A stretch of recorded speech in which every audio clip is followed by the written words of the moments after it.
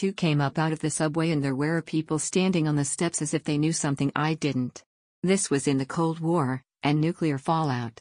I looked and the whole avenue was empty, I mean utterly, and I thought, the birds have abandoned our cities and the plague of silence multiplies through their arteries. They fought war and they lost and there's nothing subtle or vague in this terrifying vacuum that is New York.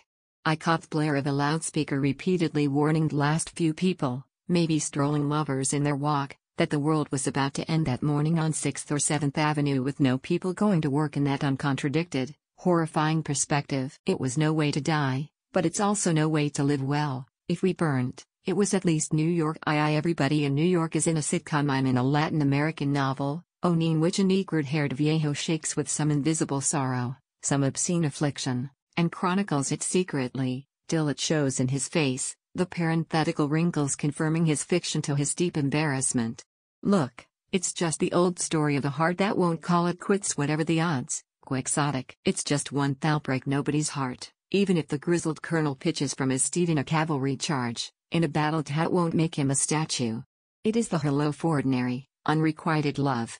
Watch these eagerts trudging the lawn in a disheveled troop, white banners trailing forlornly. They are the bleached regrets off in old man's memoirs, printed stanzas showing their hinged wings like wide open secrets. Who has removed the typewriter from my desk, so that I am a musician without his piano with emptiness ahead as clear and grotesque as another spring?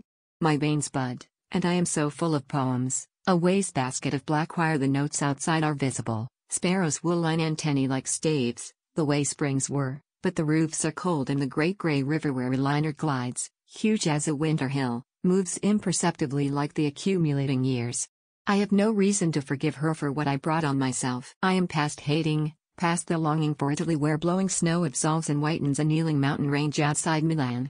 Through glass, I am waiting for the sound of the bird to unhinge the beginning offspring, but my hands, my work, feel strange without the rusty music of my machine. No words for the Arctic liner moving down the Hudson, for the monge of old snow molting from the roofs. No poems, no bird's eye view the sweet life CAF. If I fall into a grizzled stillness sometimes, over the red checkered tablecloth outdoors of the sweet life CAF, when the noise of Sunday traffic in the village is soft as a moth working in storage, it is because of age which I rarely admit to, or, honestly, even think of. I have kept the same furies, though my domestic rage is illogical, diabetic, with no lessening of love thaw. My hand trembles wildly, but not over this page. My lust is in great health. But, if it happens to add all my towers shrivel to dribbling sand, joy will still bend the cane reeds with my pencillation on the road to Via Oxford with fever grass white in the sun. And, as for the sea break hinge in the gap at Bracelin, they add up to the grey sea of known in which death will be taking from my hand on this checkered tablecloth in this good place.